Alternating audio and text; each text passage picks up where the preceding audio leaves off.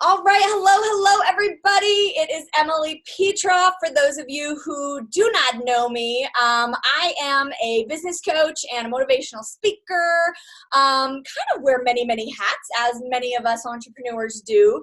Today, I am super duper excited to share with you a gal that I actually just met a couple of weeks ago, and we just hit it off. And I was like, oh my God, I got to interview this woman because you guys are going to want to hear what she has to say and what she's doing, not only for her current clients, but just to contribute to the entrepreneurial world. So I am blessed to be able to introduce all of you to Deanna Hins, correct? You got it. Okay. Hey. Deanna has so many cool things to share with us today. So let's start, my dear. Tell me a little bit about, now, we met at a networking event here locally, but you serve people all over the country. And so you just recently moved to Montana, but tell me a little bit about your background and kind of how you got into these businesses that you've got going. You kind of have two different things going on. You've got Sassy Girl Media going on, and then you also have the Entrepreneur Society, correct? Correct. You got it. All yes. Right. Let's dig in. Start wherever you want, but I want to know a little bit of, like, I'm super interested always in people's story. Like, how did you get from, wherever you were to here? Like, what got you into doing these things? So a little bit of a long short story, but I will try to keep it as short as it possibly can. But my audience, I talk a lot. My audience okay, good. Knows, so you're good to go, girl. Awesome. Well, I kind of got here by accident, to be really honest with you. If we rewind, 10 years ago, single mom, divorced, 2 little boys, working corporate and management, loved my job, loved what I was doing, but it was the week before Christmas, and my youngest son told me that he only wanted one thing for Christmas, right? So I mean, any mom who hears from her son that or child, they only want one thing for Christmas, the week before usually goes into panic mode, right? Because it's probably impossible to find. For sure. It's super expensive, like everything, right? So I was a little irritated, and I asked what he wanted, completely frustrated. And he told me that he only wanted one day home with me to sit on the couch and watch a movie like we used to. So it completely ripped my heart out and just blindsided me. I had no idea. I'm like, where in the world is this coming from? Like, I don't even know what you're talking about right now, And he explained, and both of my boys came in and they just explained that, they didn't see me. My parents, who I'm very thankful for, were helping me out quite a bit, watching them while I was working. But I missed a lot of things. I was missing a whole lot. So I made them both a promise that day that I would not miss another event. I had no idea what I was going to do, none whatsoever, right? But I ended up quitting my job. I looked for a job, couldn't find it. I found jobs, but it put me in the same position. So I ended up launching a business out of my home, baking, right? So I did this, seriously, like I was winging it. I was in survival mode and just trying to promote it because I had a budget of 0. Like, that was my budget, no budget whatsoever. So I couldn't hire anybody to help me. I didn't even know what I was doing. My degree was in psychology. So started promoting it on Facebook and Twitter. And this is when Facebook, before, they still had the business pages, but it wasn't as accepted as it is now. It was still considered like kids play, and nobody really took it very seriously. However, for me, Facebook and Twitter worked amazing, and I started shipping nationwide. I ended up winning Top Mom in Business by Discover Card and Startup Nation. Wow! It was pretty cool and kind of surprising, but that got a lot of attention. So women were reaching out to me saying, how did you do what you did? What's the secret? I'm like, I don't have the secret sauce. Like, we can get coffee and I'll tell you what I did, but if it bombs, not my fault. I don't know if it's going to work for you, right? So woman after woman after woman after woman kept meeting for coffee. And this was probably in 2011. that by 2012, I'm like, okay, listen, I'm tired of having coffee with all you people because you're all asking the same thing. And obviously I'm saying something right, but I still don't know how right I am. So I started doing workshops and just come and let me just answer your questions. And again, no promise that what I'm telling you is right. I'm just telling you it worked for me. Fast forward 4 years ago, and people are now calling me who I don't know, saying, can you build a website? Can you do my social media marketing? I've now gained a ton of insight and education on social media, both by trial and error, testing things with all these different people who were asking me for help, attending seminars, things like that, I had this client base, but I was back to working a normal job, right? A 9-to-5 job at that point. So literally 4 years ago, to almost to the date, I went into my boss's office and said, I want to pursue entrepreneurship again. I want to start my own digital marketing agency. And he was mad. He was a friend. He was mad at me. And but I quit that day and started it the next morning, and it's called Sassy Girl Media, which was not brainstorming. It was no branding thing. It was two friends over wine going, what do we call it? Right? Like, I need a name.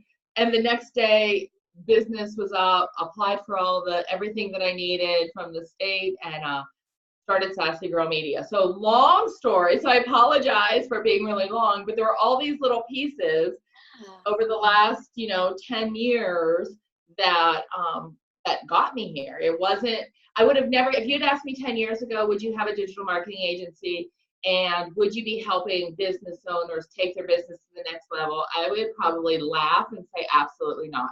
Right. But all of these pieces kind of fell into place just perfectly that it was almost a natural accident. Yeah, that's awesome. I love that. And I think that, like when you talk about having that conversation that rips your heart out with your children, how many entrepreneurs that I know have that the reason that we start the businesses that we start are often because we want time freedom. We want to experience being in our passion on a regular basis and not going to somebody else's, job, every day. And so I always call it your job is your jump out of bed, right? Like I got a different job, and it's the thing that I love doing every day. And so I think you're really speaking to the heart of most entrepreneurs. Like the reason they start their businesses is because they know there's something more there for them. There's and it's going to be tough, and you got to grit it out, and there's all these challenges that come along with it, and there's this other reason behind why I want to do this, right? Right, absolutely. And if you're an entrepreneur, it's not for the faint at heart at all, right? And I don't think any entrepreneur out there would say, oh, it's so easy, like, because if it was easy, everybody would be doing it. Oh, God. So it is challenging, and you really do need a deep rooted why to do it, because there are I can't even tell you how many times that I'm like, that imposter syndrome pops in. I'm like, what am I doing? Like, let me just go get a regular job and I don't have to deal with this. And then I'm like, oh gosh, no, this is so much better. Like for me, the way I'm wired, this is so much better. Like I would be frustrated absolutely doing anything different. But yeah. I read this quote once, and I can't remember. I'm gonna have to look it up to find out who said it, because I quote it a lot and I never give credit where credit is due. But it was like, being an entrepreneur is like eating shards of glass on a daily basis. And it's like, some days it really does feel like that, it's like, oh my God, what the hell am I doing here? So, so I would love for you, if you don't mind, from your point of view, because I feel like this is something that a lot of entrepreneurs need to hear. And I've not really talked about it on any of my videos or in any interviews before. And I think it would be great for us just to even do just a tiny little dive into imposter syndrome, because I think it's something that a lot of entrepreneurs, it is something that almost every single entrepreneur that I know and I personally have experienced, but we don't know what it is until someone kind of clues us in on it, right? So would you dig in just a little bit? Absolutely. So imposter syndrome is really that little voice of head trash that goes on that tells you, and it'll creep in every once in a while, and it just says, you have no idea what you're doing. And they're going to know, they're going to see right through you, and they're going to realize that you have no idea what you're doing, that you're winging it, that, you're not as good as you think you are. Like everything negative that you can imagine will creep into your head, and you're like, oh my gosh, I am a fraud, right? I'm an imposter. Like, I'm not really who they think that I am, and I don't know as much as they think I know. In reality, we do. We really do. But there are those times that you have to learn how to turn it off and put yourself in check, right? Like I know when we had coffee the other day and I put a Facebook post about you, and I don't know if you saw it or not, but I was like, I'm gonna have to look. Oh my gosh, and we had that conversation, and you didn't physically grab me by the shoulders and shake me, but with your words, you grabbed me and you shook me and you gave me the kick in the butt that I needed. And I was like, oh my goodness, like I totally needed her word today. I needed that message. And we have to do that to ourselves, right? When imposter syndrome kind of kicks in and creeps in there, we start questioning our abilities. We're not going to have somebody right there to shake us. We got to shake ourselves and realize that we do know what we know, and we do bring value, and we are worth it, and we're knowledgeable, and we can't let the stuff that goes on in our head defeat us. Yes, absolutely. I think that one thing is what inspires me to have conversations like this and to bring to light just the struggle of entrepreneurship as a whole to bring entrepreneurs together, because when you think you're out there on an island all by yourself, it is fucking hard, right? I mean, it is just really difficult. But I feel like the second that I realized that I wasn't out there on an island all by myself, and that there are people that are out there just like me going like, what the hell? Like, how is, this is really difficult. All of a sudden it felt a little easier, right? And not that it got any easier necessarily, but the mindset. And that's why I feel like I love to talk about mindset so much, because the mindset truly for me will be the difference between how I show up in my business every day and how I don't show up in my business every day, right? So I am a super big fan of just shining the light on that imposter syndrome, because it's there in all of us. Sometimes we let it run the show, and we cannot let it run the show. And sometimes we need somebody like you or somebody like me or somebody else in your community saying like, shut that bitch up and let's go, right? We don't need that. That is not true. All that shit is not true. So so I just love that you had that experience and that you're willing to share and be transparent about it. So absolutely, we all do, and it comes back. It doesn't go away. It just, we learn how to control it a little bit better. Absolutely. But it's still there. Yeah, it's like the fear, like I hear people say sometimes, like, I'll do it when I'm not afraid. And I'm like, when is that going to be? Like, like, what? Like, when are you going to not be afraid? And how are you doing that? Because you should bottle it and sell it. You will be a gajillionaire. It's never going to go away. The fear that you have is like, you're out there. I always joke, like, I'm the kind of entrepreneur, and I know everybody is not like this, but I'm the kind of entrepreneur who is building the plane on the way down, right? Like, oh, yeah, I'm right there with you. Always like, I have no idea what the fuck I'm doing, and I'm doing it. And luckily, and I've crashed and burned hard sometimes. But I just go right to the edge of the cliff, and here we go again, and I think I've learned so many valuable lessons from that experience. And so anyway, tell me a little bit more about, before I really do want to move into the Entrepreneur Society, but before we do that, I really would love to know a little bit more about Sassy Girl Media. So tell me, I mean, you talked about website design, you talked about, Facebook and or social media marketing. So dive into a little bit of that and tell me a little bit about what you do for your clients. So there's a variety of things. It's a digital marketing agency. So pretty much anything that deals with digital marketing, right? So it's website design. And a lot of people don't know. And sometimes like somebody will laugh. They're like, well, of course it's digital marketing. But a lot of people really aren't sure what that means.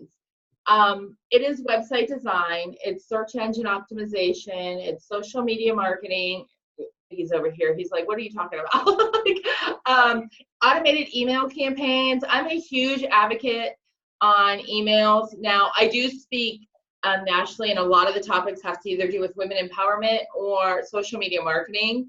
But if you listen to me talk a lot of times, you'll hear me talk about automated email campaigns because they're so important. People think that they're not, but they are absolutely important and they should be utilized more times than not better than what most people are.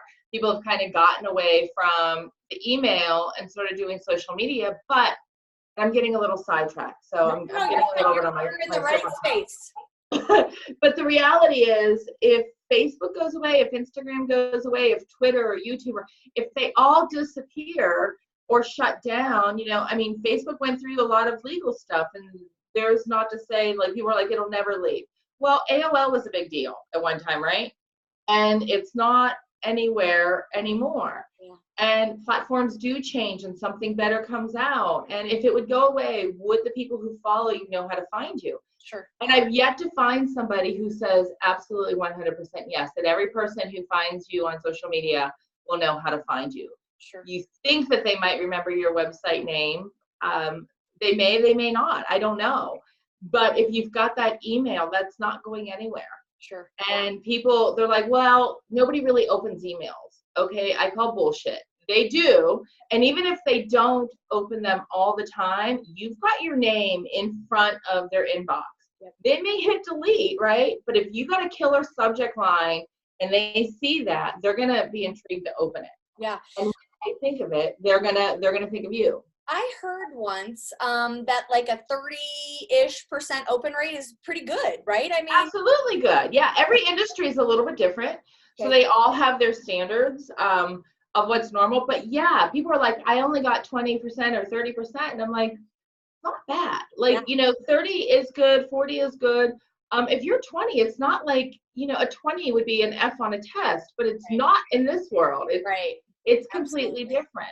You're still showing up. And I think, and you're going to know this probably even better than I know this, but wasn't when we were doing direct mail campaigns, and I'm sure there's some people out there that are still doing that, but it was like 10% or less was a good rate in terms of direct mail campaigns. So if you're getting 20 or 30, you're way above where you were if you were ever doing direct mail campaigns, right? I mean, right. I mean, it's a number of things. It's how many times a client is seeing your name or your business name. Mm-hmm. And it's, it may not always be just an email, but it's everything you're doing. It's networking, it's social media, it's email, it's your website, it's the direct mail. Of course, I do everything digitally. And I don't do much print, but it's still another touch. It's still a way to get in front of somebody, because they need to see it. I think it used to be 7 touches, and I think now the way to social media is it's like up to 15 touches. Because have you? Okay. Yeah. And I can't remember the exact number, but that was the ballpark. So right around there, it's more touches because we're so desensitized because of social media. So yeah, huge advocate of that. But that is pretty much the bulk of what Sassy Girl Media does. There's also blogging and things like that if someone needs content. Running ads, Facebook ads, Google AdWords, that's really popular right now because it's so competitive. We do that as well. So, but that's cool. That's the bulk of it, yeah. Awesome. Okay, and I'm going to put a link just for those of you guys who want to know where to find more information with Deanna about Sassy Girl Media. I'll put the link to the website in the chat box here below so that you can find it really easily and effortlessly. So let's dive into and I think this really, I mean, I love marketing, and I'm not by anywhere near a guru like you are, but I'm super fascinated, and I think it's the psychology part of marketing. Yes, it is. I have a psychology degree, right? So for me, I'm always super fascinated by what drives our behavior. So if we can figure out what drives the behavior in terms of the marketing, we can get people to take action on things that are a good fit for them, right? So I think that's always the thing that I'm super interested in regard to marketing and those conversations. I tend to be one, and so I think I love, like, I really want to further the conversation with you in regard to what Sassy Girl Media could do for my business even. But I do such a grassroots approach to a lot of marketing, right? So to be able to add that other component, it can be really, really powerful. So if there's those of you who are out there, doing more of a grassroots approach, just don't be closed off to what these other things can look like. My gosh, I ran some Facebook ads for a program that I was doing, and man, I was shocked at the response that I got from it. I mean, it really is very, very powerful. Yeah, it absolutely is. And when you have the knowledge about what the Facebook ad, like how to actually run them, they're even more powerful. A lot of people still boost instead of creating an ad. Yeah. And don't boost. Don't waste your money on boosting. If you don't know that, I'm telling you that now, only because it's not, you're just giving your money away. Yeah. If you're actually creating an ad, like you can take your email list and upload it and target just that email. Sure. You can take just people who visited your website and target them, and then there's just different types of ads. So having that knowledge or that understanding, whether somebody does it for you or you learn how to do it, it's going to be so much more cost effective because you can zero in on how you're spending your money and not just throwing it to a location, female or male, and an age group, which is unfortunately what a lot of people are still doing. Like, be smart with your money. I don't know. I don't like throwing mine away, and I don't want you guys throwing yours away. Absolutely. So, we can teach you how to be smart about it and how to really create a powerful ad. Cool. Okay, so now let's talk a little bit about the Entrepreneur Society and sort of what spurred creating it, and dig into all things in regard to that. I love what you're doing. It's amazing. Oh, thank you so much. So the Entrepreneur Society, again, kind of stemmed from a need. It wasn't something that I thought about doing. It wasn't part of a strategic plan, but I had, of course, a lot of women coming to me in the beginning of Sassy Girl Media. I mean, let's face it, a name like Sassy Girl Media is going to attract mainly women. Yeah. And I like that because I think a lot of times what I have found, and I'm not saying it's rubber stamp for everybody, but I have found a lot of times women who want to start a business get a little intimidated going to a digital marketing agency. Sure. They're thinking formal, they're thinking bigger, they're thinking of a bigger budget. So I think the name Sassy Girl Media kind of was like, hey, come on in, we've got wine and champagne, which we do. I'm in, right? You speak in my language, sister, for sure. Right? I mean, how can you possibly have a meeting without wine or champagne? Absolutely. So anyhow, I had a lot of women coming, and I had a lot of startups. And usually that's an area where a budget is a little bit smaller than a mid-size or an established business. And you could just see the passion in them. Like, they had this idea, but they didn't know how to start it. Or they started it, but it's like, how do I get it to the next level? And they were coming to me, and of course I wanted to do everything for free. I did it for free for people for 7 years just to help them. But with 2 kids, and I couldn't do it for free anymore. Yeah. So I came up with the idea of the Entrepreneur Society, where I charged a $25 monthly fee, and like, make it really affordable. And whatever questions you ask, I will answer it. Like, I will help you take your business to the next level. And it's just a Facebook group, but they also get challenges monthly in their email. That's evolved since that point, where now we have the workshops in there, but it's not just me doing it. Yeah. Now I have people, because I do speak nationally, that I've run into, and I'll hear them speak or hear their presentation. I'm like, that's good. And then I approach him. I'm like, would you be interested in speaking or teaching what you taught here, or teaching maybe this component to my members, because it's solid. Like, this is great information and businesses need to hear it. And I've yet to get a no from anybody. Yeah. No, which is awesome. People, that's the one thing about entrepreneurs. Entrepreneurs love helping other entrepreneurs. Yep. They really, really do. So they come in and they will teach, and they're available to answer questions. And it's just super cool. It's a platform where people can come and our goal is to get your business to the next level.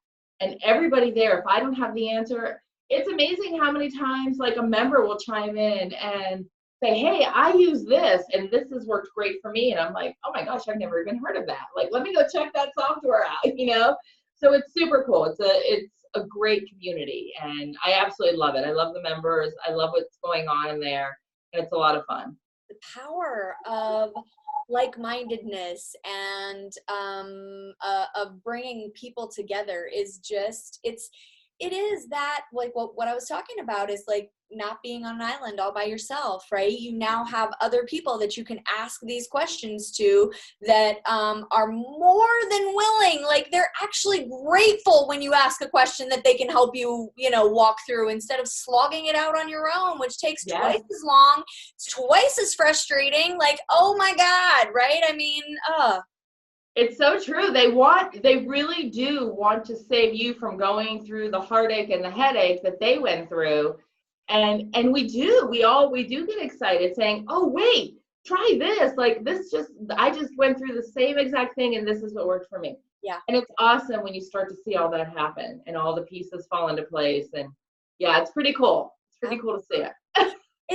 For me, that exact reason is why I'm a coach, right? Like my own journey inspired me not wanting other people to not wanting them to have to go through all the things that I went through to get as far as I have gotten, and to be able to experience what's on the other side of whatever it is. So whether it's marketing struggles or pains, or whether it's personal growth and development struggles or pains, like whatever it is, getting to the other side feels so great. And it's like climbing this mountain. I want other people to feel what I feel as a result of my transformation, right? And like, right? that is part of that. So yeah, I love that. That's awesome. So how can we find you? Like you have the Facebook group. So can they, like, is there an application process if somebody wants to? And you said it's $25 a month. Is that really, I mean, that feels like super affordable to me for all this content and the teaching and all the stuff you've got going on. That's really it. It's just $25 a month. If I have workshops outside of the group, which a lot of times I'll do webinars and workshops. If you're a member, that's included. So you have a code and you can enter your code and your ticket, your price tag goes to $0. So it's more than just what happens in the group, which is really cool. But yeah, if you are interested, there's not an application. It's open to anybody in business. Anybody who is ready to invest in themselves and get their business to the next level. If you go to sassygirlentrepreneur.com, I've got communities there. There's 2 communities. And under that, you'll see the Entrepreneur Society. It tells more information about what we do in the group. And then you just enter your information. It gives you a link to the Facebook group. And that's pretty much it. Like, that's it. Love it. Okay, so we're going to put the links, you guys, in the chat box below so that you have that. God, I just feel like this has been super, super helpful for me just to sort of learn a little bit more about you and what you do and why you do it. And just to know, for those of us who are either just starting out, I know there's a lot of people in my audience who are just getting started. In fact, I have a workshop coming up in a couple of weeks, and I just had a gal yesterday who's just like, she has this idea and she's just getting started and she's like, I'm in, I want to come to the full day. So they're all in varying stages, but it's really exciting to know that there are really resources out there no matter where you're at in your business, right? So if you really want some hands-on and you need somebody to do it for you, you've got that solution with Sassy Girl Media. And if you're kind of in the like, ooh, I'm on a shoestring budget and I want to learn how to do some of these things on my own, you've kind of got the DIY with the social or with the Entrepreneur Society. I mean, I love that you're giving them multiple options, right? Well, I thought it was really important because, of course, I need to make money, and that's what Sassy Girl Media is, right, where I'm doing the work for you. But I know what it feels like to be that, in my case, single mom with no budget who needs to feed her kids, who's looking to grow a business. And I'm like, what's affordable? You know, when I came out, like, what's really affordable? And that's what I want. Like, I want it to be affordable. And I think it's really important to mention, because I know this is a big misconception in the beginning because it's Sassy Girl Media. I do work with men too. And men can also join there are men in the Entrepreneur Society. I have a funny story real quick. So one of my clients is Buffalo Wild Wings, which there is one here in Montana also. And they had called me up, and the one day they're like, "Can you come in and we can just talk to you about our social media?" I'm like, "Sure." So I did, and went in, and I'm like, "Here's what I would do," which is I will tell you what you need to do, right? If you want to do it on your own, then do it on your own. You want to hire me, then hire me. Like, I'm not afraid of like sharing how to fix something with someone. Love that. So that's what, huh? Love that. Thank you. So while I did it, they kind of looked at me, and of course it was like men around the table, and they're like, "So you've told us more than the company we had before. Do you work with people like us?" And I go, "Franchises?" No, men. I'm like, "Oh my God, yes, I work with men." I'm like, "Absolutely." They're like, "Well, we had Sassy Girl Media, so we didn't know if it was only women." I'm like, "No, like, it's just a reflection of my personality. Like, it's not a reflection of my clients, you know?" Right. So Absolutely. just in case anybody is listening and wondering, it's men and women that can be part of the Entrepreneur Society as well as work with me in Sassy Girl Media. Cool. I love that. Awesome. Awesome. Okay. Anything else? Well, actually, before I let you go, I would love to know, and I didn't give her a heads up on this, you guys. So I'm putting her on the spot, so I apologize.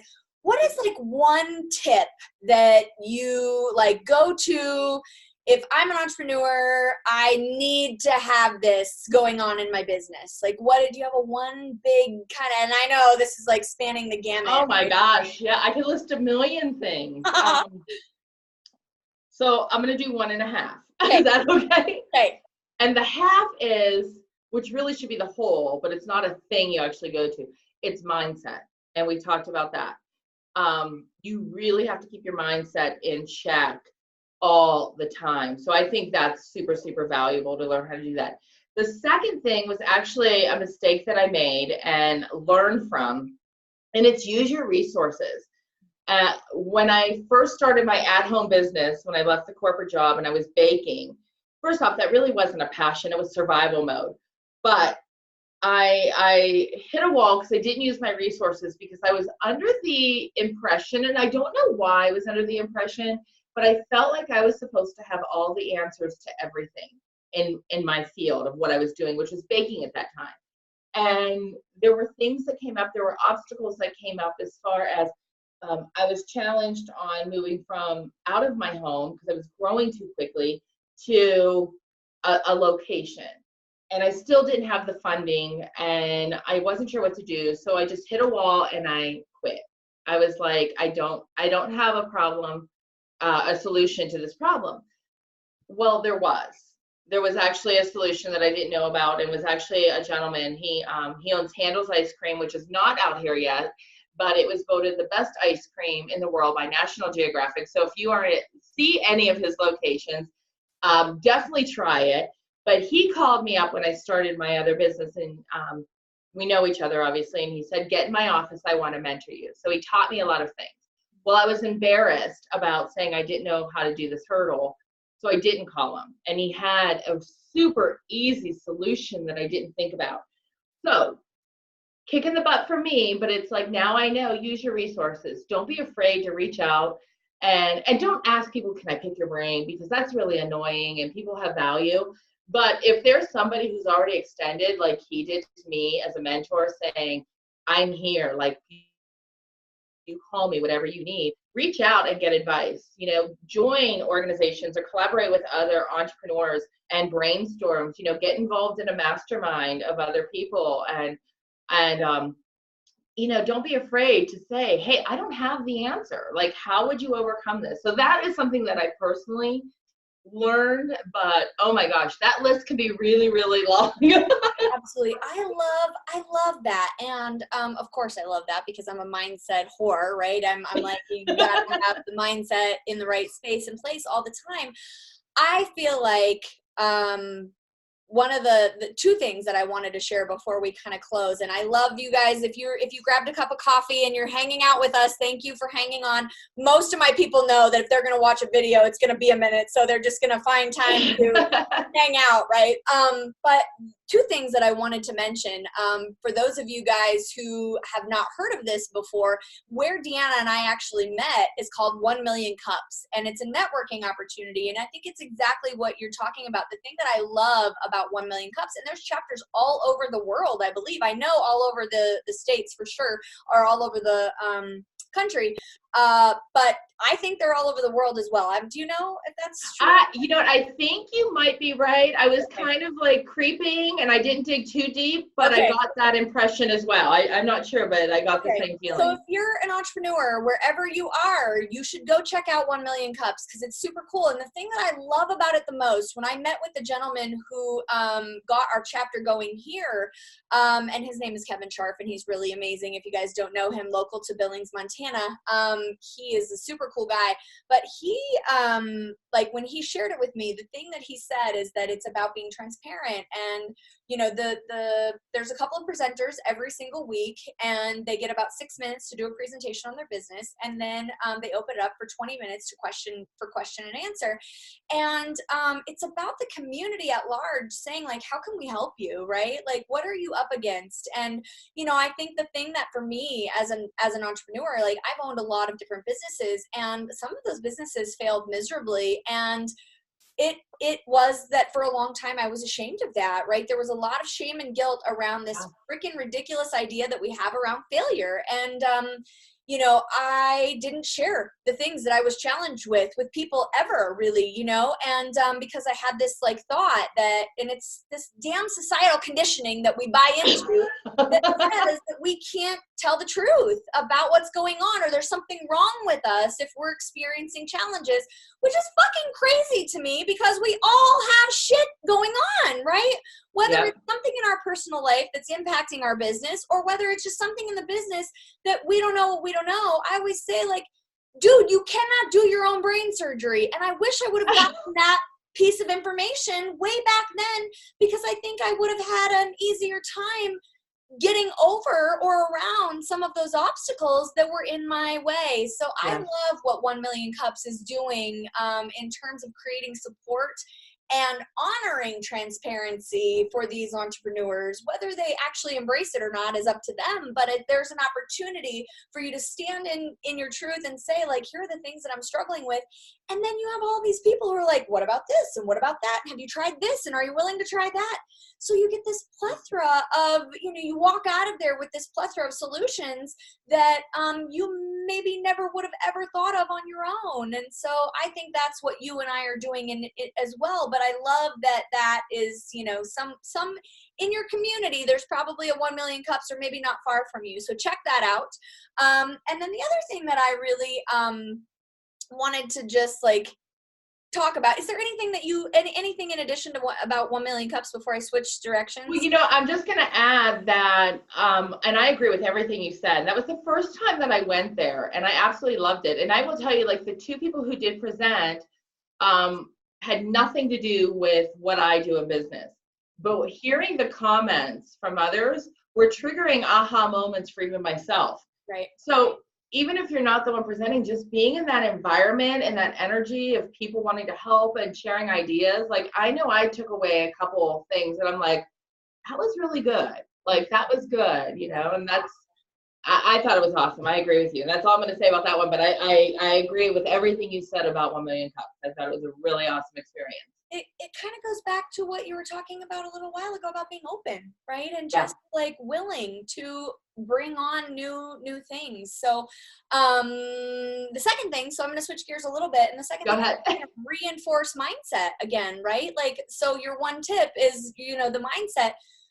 God, for me, it is the most important thing. And the only way, guys, to shift and change that is to bring in new information all the time, right? So whether you're somebody who, and you got to know this about yourself, whether you're somebody who takes in new information by watching videos, or whether you're somebody who takes in new information by listening to, like you're an audio person. I'm an Audible subscriber. I don't listen to music in my car anymore. And I did that. So 10 years ago, one of my mentors said to me, if you listen to something, instead of listening to music in your car, if you listen to something that is in your field or in a field that you want to learn about or be in, you can earn like an entire degree in 1 year, just simply from listening to that. Wow. Just the 10 or 20 minutes that you might be in your car a day. Or for some of you that are out there commuting back and forth, or I happen to be in my car a lot because I go see clients and I'm, out and about and whatever. So I am getting a shitload of new information in all the time. And the other thing that I'm combating is I'm not letting the imposter syndrome run the show, right? It's combating those doubts and those, all that garbage that's running from my past to show up. And it's creating a space for me to think about things from a different point of view. So you've got to find a way to put new information in. I think it's the only way, right? And so then there's the other way. So you can watch, you can listen, or you could hire a coach, right? Or you could hire somebody. You could join a networking group, join a mastermind, like you said. Get into an environment on a consistent basis that is giving you new information. Otherwise, it's going to be really difficult. You're not going to be able to do it on your own. Amen, sister. I agree. And what you said, consistent. Mm-hmm. You can't. It's got to be something consistent that you're showing up for all the time. Yeah. And I agree. I absolutely agree with everything you said. It's so important, like to be plugged in. It re-energizes you, and it helps you understand that mindset and how important it is to keep that positive mindset. So yeah, amen. Preach. Absolutely. I listen to, and this is not a toot my own horn, I want to tell you guys, I've listened to 24 books. Today's the last day of 2019. I have listened to 24 books this year on my Audible, and you guys, my program, it runs hard and heavy and hot all the time. So I got to be putting lots of new stuff in there so that I'm combating that, and so that I don't slip into imposter syndrome. And the other reason I do it is because I love to learn new things and share them with my clients. And some of my clients get to be my little beta testers for, like, hey, let's try this process and see how that works for you, So there's all of that. But just, you can't read one thing and then figure, like, oh, well, check the box, you're good to go. Like, that's not how it works. It's got to be a consistent and continuous process. So question for you now, because I asked a question to my followers not long ago. Books, actually reading books, Audible or Kindle. Are you all Audible, all in, or do you mix the other ones? I don't have a Kindle, but it kind of depends on where I'm at. What I've found is that my life is I'm juggling a lot of balls like a circus show all the time. And so what I've found is that the easiest and best way for me to consume information is through Audible, right? Audio through audio version, man. And so I do love my Audible subscription. So I do a lot of that.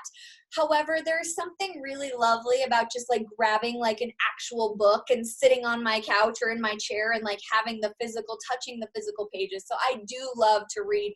I just think that sometimes I don't create enough time to just sit down and consume something like that. So yeah. I have I'm an Apple girl. So I have on my phone and on my iPad, I've got my little, what are they, like iBooks or whatever. So I do have that. So that's sort of similar to Kindle, but different. So yeah. So how about you? So I read, but I would agree with you that it's easy to make excuses to not grab the book. Right. It's really not hard to find the time to read, because I could find time to do all this other stupid shit that I really don't need to do.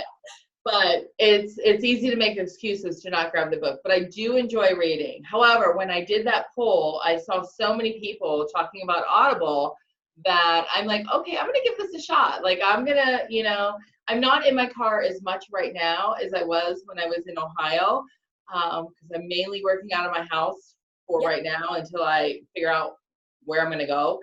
Yeah. But I am gonna give that Audible a try, and because I listen to podcasts when I go to the gym in the morning. I will put a podcast on and I listen to that, but I'm gonna give this Audible a shot. So I was curious to see where your thoughts were. Yeah, I love it. I even will do it when I get ready in the morning, right? Yeah. So so I am just always listening to something, and it's funny because it seems like it's a little bit like obsessive almost, right? Like I'm always saying like, oh, I just heard this thing this morning, or oh, I did, and people are like, God, what are you you're always listening to something. And I'm like, yeah, my mentor, and here's part of the reason, right, of this, and then I'll let it go because we've been on here for a minute. I know, I'm sorry. No, I'm a talker, right?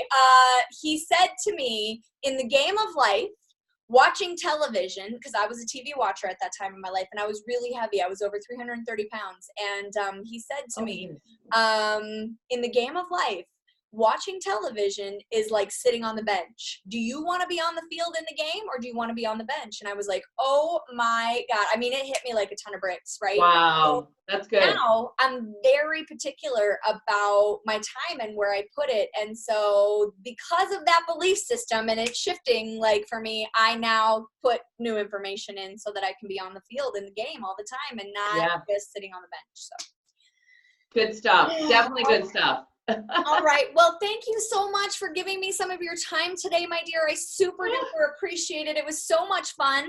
And I'm definitely setting up a time to visit with you because I know there are things that I need your help with and can utilize you for. And I'm sure like there's these little downloads that I'm getting, like we have to collaborate on some things because I think we could be a badass team so stay tuned. Maybe we're going to have a little workshop together, or maybe we're going to do something for you guys because I feel like we would rock it. So love it. And thank you so much for having me on. This was a lot of fun. This is a blast. I appreciate it. You have an amazing new year, and I will talk to you soon, and I'll see all of you guys very, very soon. Have an amazing new year, guys. Mwah. Bye.